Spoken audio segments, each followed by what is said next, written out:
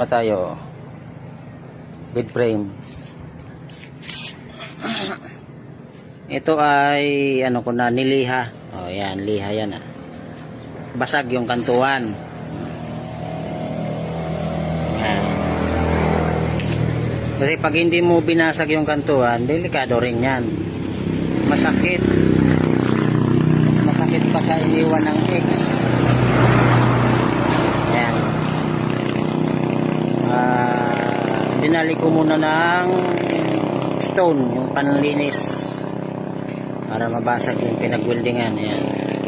Tapos saka inano ng liha, grinder ng liha. Yan. Basag yung kantuan.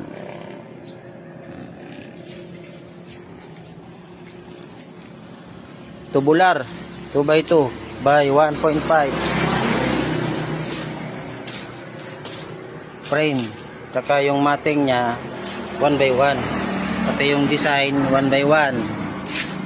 Ayan, basag din yung kantuan nya, basag.